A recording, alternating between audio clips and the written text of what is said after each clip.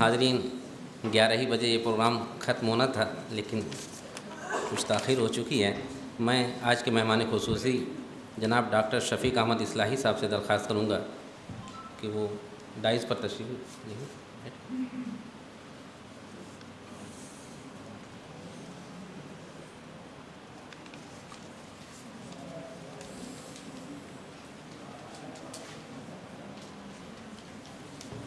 یہاں پر تشریف فرما کئی اصلاحی جو اب بزرگ ہو چکے ہیں، وہ ان کے بھی استاذ ہیں اور ادارہ کے وہ مؤسس اور بانی میں بھی شامل ہیں۔ نہایت ادب سے ان سے درخواست کرتا ہوں کہ خصوصی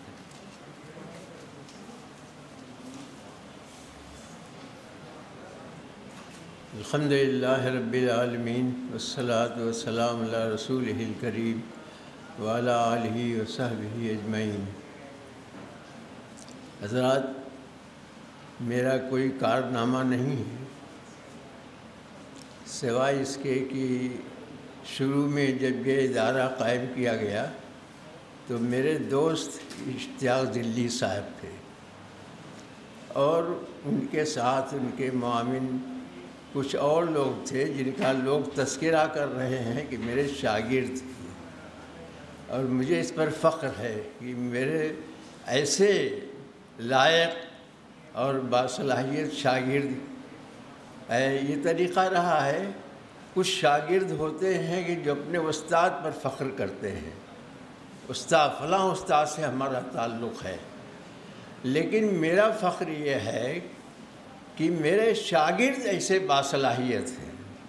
میرا کوئی کارنامہ نہیں ہے اس میں، بس یہ کہ انہوں نے جہاں مجھے بلایا میں چلا گیا، بس اس کے علاوہ اور میرا کوئی کارنامہ نہیں۔ یہاں بھی میرا کوئی ارادہ نہیں تھا آنے کا، لیکن ڈاکٹر ظفر الاسلام صاحب، یہ عبدالعظیم اصلاحی صاحب اتنے مزید ہوئے، اور محض اسی تعلق کی وجہ سے اتنا احترام یہ کرتے ہیں لوگ۔ اب مجھے اس پر فخر ہے کہ ہمارے شاگرد جو ہیں، حالانکہ میرا کوئی کارنامہ نہیں ہے ان کی صلاحیت کے سلسلے میں، کوئی کارنامہ نہیں ہے، لیکن انہوں نے مجھے یہ اعزاز بخشا ہے۔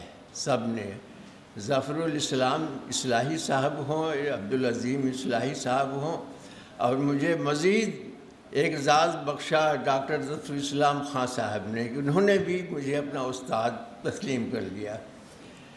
تو یہ سب میرا فخر ہے، اس سے مجھے کوئی کارنامہ نہیں ہے، لیکن بہرحال میرا حوصلہ بڑھا ہے اور میں اس پر اللہ کا شکر ادا کرتا ہوں، اور ان لوگوں کی سعادت مندی کا بھی شکر ادا کرتا ہوں کہ اس طرح انہوں نے ہمیں اعزاز بخشا۔ میرا کوئی کارنامہ بھی نہیں ہے اور کوئی مقالہ بھی نہیں ہے۔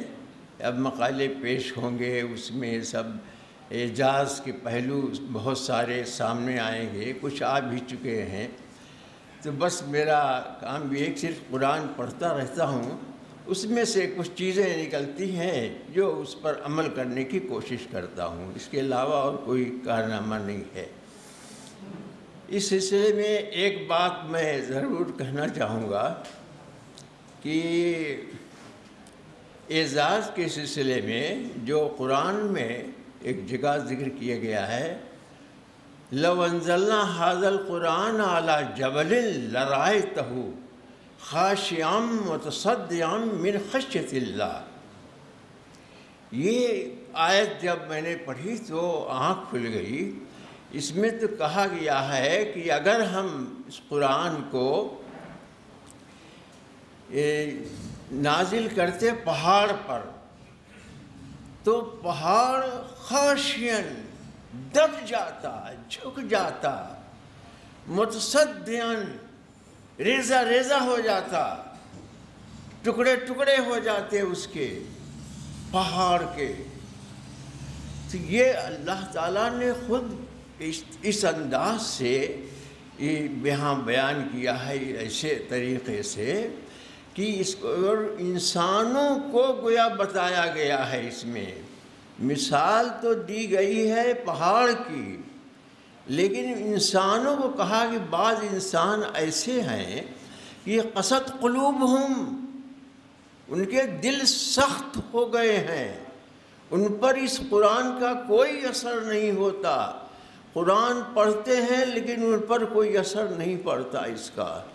تو کہا گیا ہے کہ ارے یہ قرآن تو ایسا قرآن ہے کہ اگر پہاڑ پر یہ نازل کیا جاتا تو اس کے ٹکڑے ٹکڑے ہو جاتے۔ ٹکڑے ہونے کا مطلب یہ ہے کہ وہ جھک جاتا، سرنڈر کر جاتا اللہ کے سامنے، سرنڈر کر لیتا اس کو اور اپنے آپ کو پیش کر دیتا۔ لیکن انسان اتنا سخت ہے کہ اس پر کوئی اثر نہیں، اس کے دل اتنے سخت ہو گئے، قست قلوبہم، ان کے دل سخت ہو گئے ہیں۔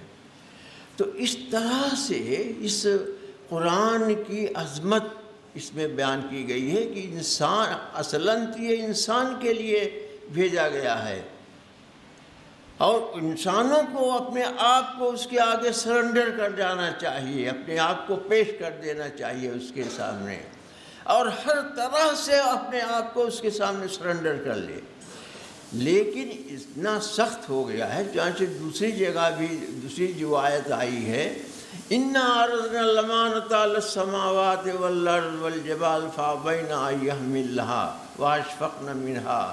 ہم نے اس قرآن کو آسمان، زمین اور پہاڑ سب پر پیش کیا، لیکن سب نے سرنڈر کر لیا، کوئی تیار نہیں ہوا اس کے لیے کہ میں یہ ذمہ داری لیتا ہوں۔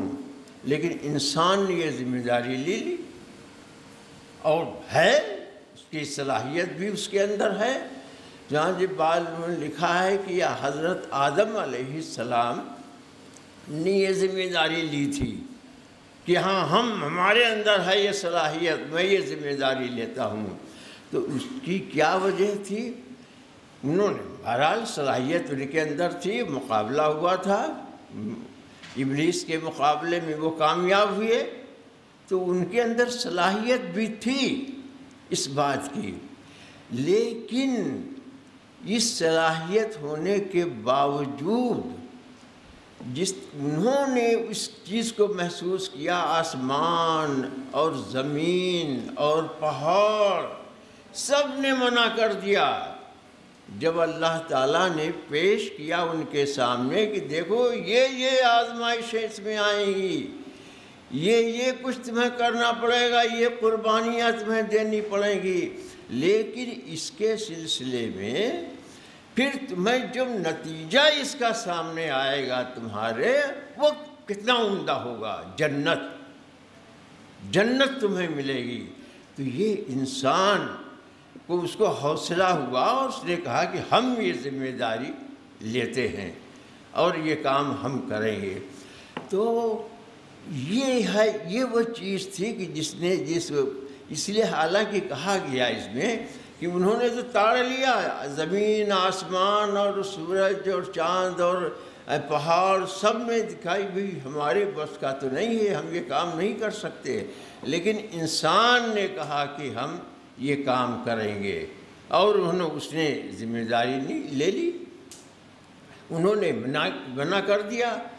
تو آگے جو کہا گیا ہے کہ انہو کانا ظلوماً جہودا، تو انسان نے ذمہ داری تو لے لی، اس لیے کہ بڑے سبز باغ اسے دکھائے گئے تھے۔ سبز باغ اس معنی میں نہیں جو عام طور پر ہم استعمال کرتے ہیں، اللہ تعالیٰ نے جو نعمتیں اس کے بارے میں، نعمتوں کی خوشخبری سنائی تھی کہ یہ کچھ تمہیں ملے گا وہاں آخرت میں، اور جنت میں تمہیں یہ کچھ ملے گا۔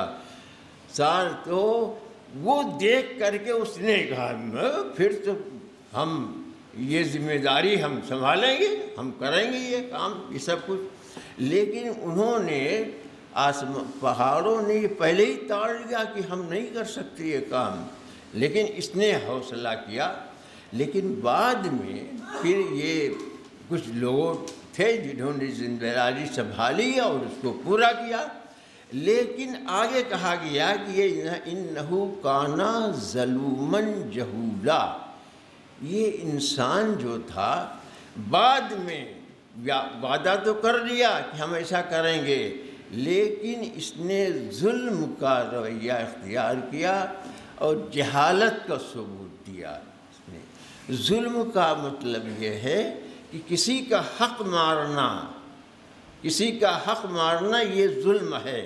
اب ظاہر ہے کہ اسلام میں کیا ہے؟ حقوق ہیں، حقوق اللہ، حقوق العباد، یہی ذمہ داری ہے، اور اس کے برعکس کام کرنا، حق اللہ کا حق ادا نہ کرنا، بندوں کا حق ادا نہ کرنا، یہ ظلم ہے، جس لیے کہا گیا یہاں ظلومن، ظالم ہے یہ۔ اس نے وہ وعدے کو نبھایا نہیں، عدل اور انصاف کا رویہ اس نے اختیار نہیں کیا۔ ظلم یہاں عادل کے مقابلے میں ہے۔ جہولہ کے مطلب یہ ہے کہ اس علم کے معنی میں عالم کے مقابلے میں جہولہ بولا جاتا ہے کہ جاہل ہے یہ جاہل۔ تو حالانکہ ہم دیکھتے ہیں جو اسلام قبول نہیں کرتے، اسلام پر عمل نہیں کرتے، وہ سب جاہل نہیں ہیں۔ کتنے بڑے بڑے سائنسداں، انجینئر، ڈاکٹر، سب یہ بڑے بڑے پڑھے لکھے لوگ، یہ کوئی نہیں اس کو قبول کرتا۔ تو یہ پڑھے لکھے جاہل ہیں، ان کو بھی جہول کہا گیا ہے۔ یہ جاہل ہیں، ان کو علم نہیں ہے، اصل علم جس کا ہونا چاہیے وہ علم ان کو نہیں ہے۔ کتابیں تو بڑی موٹی موٹی انہوں نے پڑھ لی، بڑے ریسرچ کیے، بہت اونچے اونچے کارنامے انہوں نے دیا، بڑے بڑے سائنسداں ہو گئے، چاند تک پہنچ گئے، اتنی ترقی کر لی انہوں نے، یہ سب کچھ کیا، لیکن اس کے باوجود یہ جاہل ہے۔ تو یہ یہاں کہا گیا ہے کہ تمہیں یہ چیز تمہارے ذہن میں رہنی چاہیے، جنہوں نے یہ ذمہ داری سنبھالی ہے ان کے ذہن میں یہ بات رہنی چاہیے کہ تمہیں عدل اور انصاف کا رویہ اختیار کرنا ہے، عادل بننا ہے، اور دوسرے علم، اس قرآن پر عمل کرنا ہے، اس کا علم حاصل کرنا ہے۔ اس میں ایک سلسلے میں ایک بات میں اور کہنا چاہوں گا، یہ قرآن پڑھتے ہوئے کوئی مسئلہ آپ کے سامنے اگر ہو کہ فلاں مسئلہ ہے کہ جو حل نہیں ہو رہا ہے، میں سمجھ میں نہیں آ رہا ہے کہ ہم کیا کریں، تو خلوص کے ساتھ قرآن کو آپ کھولیے اور اسے پڑھیے، انشاءاللہ آپ کو اس کا حل آپ کو مل جائے گا۔ قرآن میں ایسی آیتیں قرآن میں ہیں، وہاں وہ شک و شبہ بھی اور آدمی کی وہ پریشانی بھی کا بھی ذکر کیا گیا ہے، اور ساتھ ہی اس کا علاج بھی بتا دیا گیا ہے۔ مثلا ایک جگہ ہے قرآن میں، اَفِی اللَّہِ شَکٌّ فَاطِرِ السَّمَاوَاتِ وَالْأَرْضِ، ایک شبہے کا ذکر کیا گیا کہ شک، تمہارے دل میں شک ہے اللہ کے بارے میں، فوراً اس کا جواب بھی اسی جملے میں اس کا جواب بھی دے دیا گیا، فاطر السماوات والارض، وہ آسمان اور زمین کو پیدا کرنے والا ہے۔ اس طرح سے اگر آپ پڑھیں قرآن کو، وہ مسائل کا حل اس قرآن میں ہے۔ ایک جگہ اور آتا ہے کہ وَإِذَا مَا غَضِبُوا هُمْ يَغْفِرُونَ، جب آدمی کسی سے ناراض ہوتا ہے، خفا ہوتا ہے، تو اس کی سمجھ میں نہیں آتا ہے کہ وہ غصے میں ایسا ہوتا ہے کہ دوسرے کو بخشنا نہیں چاہتا، آنکھ سے دیکھنا نہیں چاہتا اس کو، لیکن جب قرآن میں پڑھتا ہے وَإِذَا مَا غَضِبُوا، وہ غصے میں ہوتا ہے، یغفرون، تو وہ ایسے لوگوں کو بخش دیتا ہے جو اس کے ساتھ زیادتیاں کرتے ہیں۔ اس طرح سے اگر آپ مطالعہ کریں گے تو اس کا جواب آپ کو مل جائے گا۔ عام طور پر ہوتا ہے یہ کوئی بہت زیادہ پریشان ہوا اقتصادی لحاظ سے یا اور کسی پہلو سے، بعض لوگ ہوتے ہیں بیمار ہو گئے، بہت دنوں تک، عرصہ تک بیمار رہے، لیکن پریشان ہو گئے۔ اس سے بہت سے لوگ تو ایسا کہہ دیتے ہیں کہ اس سے اچھا تھا کہ موت آ جاتی۔